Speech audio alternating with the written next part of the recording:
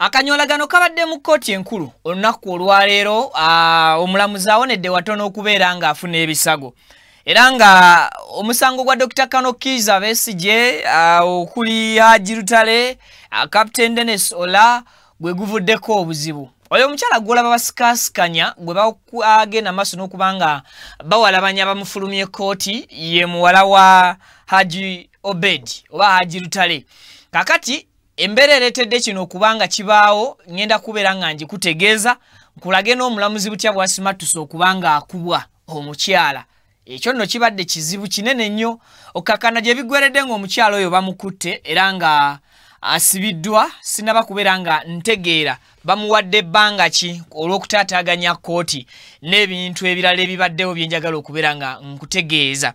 Kakati mu kkooti era olwaleero omukulu Alex Waiswa Mufumbiro ow'ekibiina ki National Unity Platform naye asimbiddwa butereevu mu maaso g'omulamuzi Nakawa okakkananga naye omulamuzi tamukwatiddwa kisa yadde n'akamutindikira era mbeera akyerese Alex Waiswa Mufumbiro naye okuba ntaweereddwa beero.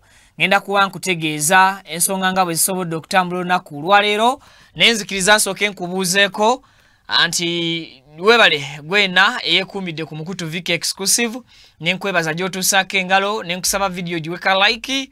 Yes, gyambeko okusooka okudduka ku speed etenkanika information eno oba obubaka butuuke kwayagala okubuwuliriza okwosaako n'okubulaba mukadde. Nenkusaba twegatteko ng'osubscribinga ku Mukutu ensonga zibeere nga zitambulira ddala bulungi nnyo nnyini ddala. Kale kakati katandikire mu kkooti enkulu mu kibuga Kampala wabaddewo kakanyolagano muwala wa Haji Lutale bwagenze maaso n'okuba nti yeereega ebikya mu kkooti era okukakkananga abasirikale bamukutte ne bamusikaasikanya awo nga baagala okumufulumya kkooti era oluvannyuma amaze n'afulumizibwa kkooti bw'atyo n'atwalibwa mu kaduukulu asooka akkakkanireko eyo aweweere akimanye nti omulamuzi tebamuleetako mampaati oba omulamuzi tebamuleetako mawaggali mu mbeera efaananako bwetyo. Kiki ekirese embeera eno? Kakati okusinziira ku bibaddewo mu kkooti eno olwaleero omusango gwa Dr. Kano Kizza Besigye Haji Lutale Captain Dennis Ola ogubavunaanibwa ogw'okwagala okuvuunika gavumenti oba omusango gw'okulya mu nsi yaabwe olukwe nga gukyagenda mu maaso enfunda nnyingi Dr. Kano Kizza Besigye ne banne bazenga basaba omulamuzi agende maaso n'okubeera nti oba oli awo abata abawa beero naddala nga bayita bannamateeka baabwe wabula omulamuzi enfunda nnyingi azenga alaga bano nga beero yaabwe bwetannaba kubanga etuuka okuprocessingibwa. Kakati obuzibu n'obulaba obunene we busoose okujjira ye muwala wa Haji Lutale okuvaayo n'ayimirira mu maaso g'omulamuzi ng'akutte obuzindaalo obuwererako ddala ziyite microphone bw'atyo n'atandika okwogera ebigambo ebisongovu eri omulamuzi omukulu Justice Emmanuel Baguma. Kakati nga bwaganya okuwa kitaawe ne banne olukusa olutwala omusango gwabwe mu Constitutional Court esobole okuba nga einterpretinga amateeka gaabwe gano mu mbeera y'okubeera nti balooya babawawaabirwa balwanye ebbanga lyonna okulaba nga ennaku ezisoba mu meka 18 eziweebwa ssemateeka omuntu okubeera nga tannaba kuwozesebwa okubanga agenda maaso n'okuteebwa. Kakati muzenga mugoberera omusango guno ogwa Dr. Kano Kizza Besigye ne Haji Lutale okwosaako ne Captain Dennis nga beekubira enduulu mu kkooti bagenda mu musango okuviira ddala Nakawa nga bagenda balwanagana n'emisango ne batuuka okusindika omusango gujja mu kkooti Nakawa ne baguleeta eno mu kkooti enkulu mu kibuga Kampala. Kakati ne mu kibuga Kampala ne bakizuula abawawaabirwa nti omulamuzi Emmanuel Baguma alina okuba nti abawa beero era bwe yagaana omulamuzi okubawa beero bano ne basaba baweebwe olukusa omulamuzi w'ekkooti enkulu Justice Emmanuel Baguma asindike omusango gw'abano butereevu mu Constitutional Court for interpretation. Kooti kyetannaba kukola. Kakati muwala wa Haji Lutale ye olwaleero abadde akuba emmeeza mu maaso g'omulamuzi nga mugamba kooti mugifuddeyo abakazanyiikirizi, kooti mugifuddeyo abaddiikuula, izita theatre mugifudde kifo kizanyirwamu mizannyo. Soko mpeko ka video kalinga muwala wa Haji Lutale agenda maaso n'okwekandaga bakatuweeko.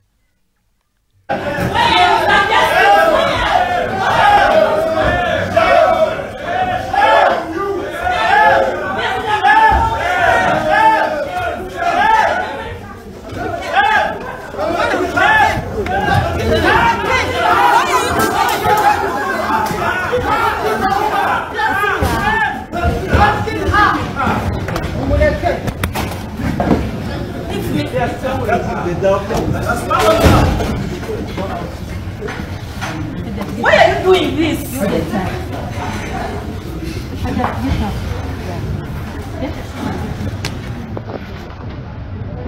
Where is your parent? Where is your parent? Where is your parent?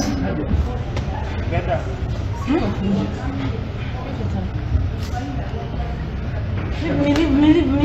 Get her.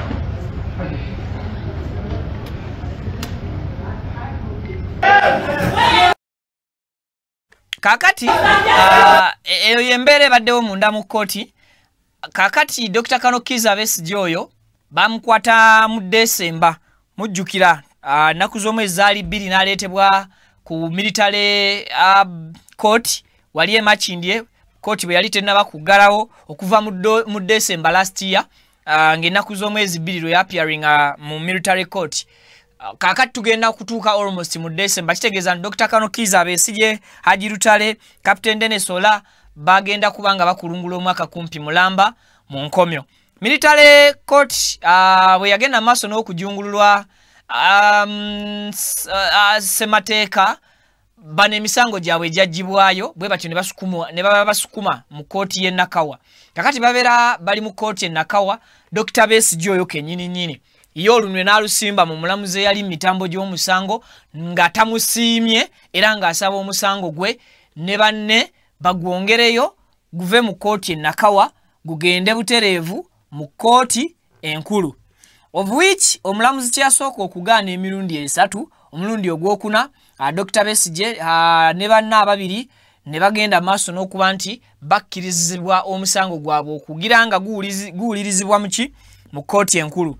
Kakati bali mu kooti enkulu era neeno ebbanga libasabidde bbeeru y'abaana abasibe oba abawawaabirwa abasatu ligenderedde ne ssemateeka ebbanga lyegenda maaso n'okuwa abasibe ng'eddembe lyabwe ennaku mmeka zalina okumala mu nkomyo nga tawozeseddwa ennaku nazo ne zituuka ne ziggwako bannamateeka ne bakuba emmeeza awo wonna ng'obwenkanya mu musango guno tebunnaba kuba nga bukola ki nga bulabwako. So now omuwala oyo ze zimu ku nsonga ezimutanudde n'asalawo alumbagata omulamuzi era okkakkana omulamuzi abuzeeko katono okumugwa mu malaka nga bw'ogenda maaso n'okulaba ekifaananyi ekyo. Oyo ye musirikale wa City abeera eri mu luggi emabega nga omulamuzi ayingira. Kakati abasirikale bawaliriziddwa okujja okuggulawo oluggi okulaba ki ekigudde mu kooti bagenza okusinkananga nabe. Enaatera okutuuka ku mulamuzi omukyala abadde akaaye bukaawu bw'atyo n'agenda maaso n'akubanga akwatibwa naye abasoose okutuuka ku mukyala ono oba okumu approachinga babadde basirikale basajja bwe bati ne bafuna abasirikale abalala abakyala ne bajja ne basobola okuhandolinga mukyala munnaabwe oyo abadde yeesomye okuba nti ayatulira omulamuzi mu nkola ya naamwatulira. So kakkana ng'omukyala oyo bamukutte naye era agenza ayogera agenza awera nga annyonnyola obukyamu obuli ku kooti. Yes, ng'agamba kooti zifuuse nnyo zaabaddiikuula zafuuka theatre. Mu mbeera eyo bamukutte ne bamuyingiza akaduukulu. Kaakati omusango gwa Dr. Kizza Besigye era we tuviiriddeyo mu kooti oba we twasembye okuwuliza kooti nga bbeero yaabwe era teriiwo era yagaanibwa nga n'omusango still tegugenze maaso na kuba nti gusindikibwa mu Constitutional Court. Kakati awo sofa we tuli. Emisango ekyamazima gikandaalirizibwa nnyo mu kooti. Omuntu bamusiba n'abeera emyaka 6, 4, 3, 5 mukomera nga ali ku remand just naye ng'omusango gwe yazza gumusobozesa n'okufuna ekibonerezo ky'emyezi 6 naye nga mu remand yebaseeyo emyaka 2 oba omwaka mulamba. Yes, so olabira ddala nga it's challenging kichallenginga obwasiro obususse mu kooti ez'enjawulo era abantu ndowooza babadde bangi ababadde nga bavaayo ne bagenda maaso n'okusaba kooti n'ekitongole ekiramuzi okuteekawo enkola eyanguyiriza ku kuwozesa emisango gino omuntu abeere akola obusibe bwe bugwe omusango bwe guba gumuse muvi aguwoze gusalibwe ekyo kiveewo bwe guba tegumuse muvi ekyo nakyo kikole kiyite. So yo yembeera ebadde ku high court kakati ate ye muna NUP Alex Waiswa Mufumbiro kakati ebigambo naye si birungi olunaku olwaleero mu kooti e Nakawa era ne leero omulamuzi amumye bail oba omulamuzi ono naye amumye court bail e Nakawa lwa nsonga ki tezaawukanye nnyo na nsonga za bulijjo. Alex Waiswa Mufumbiro emisango gyaliko avunaanibwa ku kubeera nga agambibwa okubaako abantu bakumamu omuliro basobole okutuusa obulabe kuki ku basirikale oba basobole okwagala okutirimbula abasirikale. Yes, okwatakinga abasirikale nonto okubatta. Yes, okubatuusaako obulabe mu mbeera efaanaganako bwatyo. So yoyo Alex Waiswa Mufumbiro bwe yabadde atuusibwa ku kooti e Nakawa n'alaga nti amaanyi akyagalina era akyayimiridde wamu ne ebigambo bye. Ono nno omusango gubadde wali eri e Nakawa mu kooti courtroom number 4. Yes, gye babaddemu. Kati nono omulamuzi era amumye bail bw'atyo n'amusindika eruziraddeyo mu nkomyo yeebake ku remand mpaka ng'ennaku z'omwezi 13 omwezi guno gwennyini ogwa November omwaka gwa 2025 gwe tulimu. Alex Waiswa Mufumbiro yasooka kukwatibwa n'atwalibwa ku musango ogwasooka okumuvunaanibwa ogwa drilling mu bitundu bye Mpererwe. Kakati bw'abeera Empererwe ne bijja bivaayo nga kituufu omusajja teyendigirako mu drilling okukakana nga bamwongeddeko emisango emirala emirala ne bagimuteekerako ate mu kitundu ky'e Nakawa. Mufumbiro bamunominatinga n'omunominatinga even ng'ali muki mu kooti mu kkomera eruzira Electoral Commission ne munominatinga nga Member of Parliament owa Nakawa East. Yeah, I'm starting to be collected. So mu kaseera keekamu ne bamuveetinga ng'era ali mu kkomera ukakana nga kati n'akalulu bwe kitabe ki kabe kasinje wakujja akakubire mu kkomera oba mu nkomyo eruzira. Sinakindi twalituuka n'okulonda nga Mufumbiro Alex Waiswa ali mu nkomyo eruzira. Kakati ekyo nakyo kijja kuba kisa kya Katonda nnyo okulaba ng'embeera eyo eddaabululwa oba embeera eyo ekwatibwa. Mufumbiro kati wayiseewo akabanga natiddwa emisango gyaliko ba Akireewo nono Edi Mutwe ne Akireewo yasigalayo Masaka yasigalayo so gyegimu ku misango sofa egibaddewo mu kooti era bwe gityo begitambudde naye bannansi basaba ekitongole ekiramuzi okugenda maaso n'okukola ki n'okuba nti bakwasaganya ensonga y'emisango mu budde mu speed.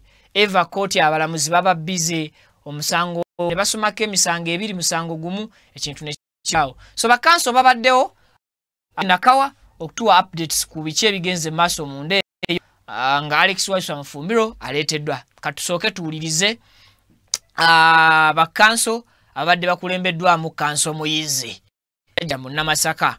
Oyo no yali agala ekifo kya Nnyendo Mukungwe naye muleka nga yakize banno obusobozi. Kale katulira ebigambo by'abakanso. Incoming member of parliament Nakawa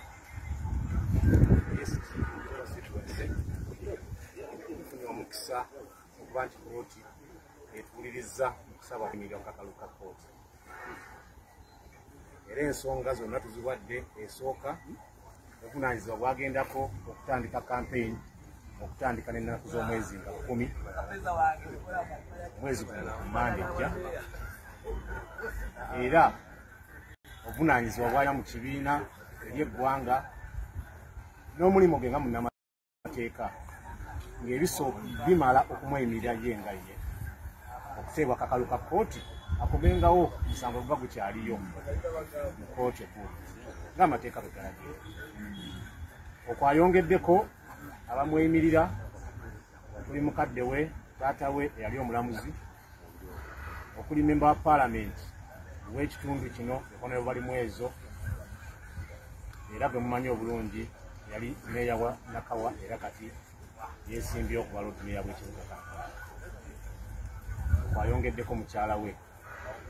Mateeka abo ogyeko kyaliye okuba nti asobola mu mateeka okweyimirirawo nga gye, ayongeddeko abalala 3 n'essuubira nti waliwo ayinza okuba nti nno awakanya nti bagwanidde okweyimirira kubanga ne kkooti endala awo bennyini zakkirizaako dda waiswa Mufumbiro. So thank you so much Kanso Muyizi.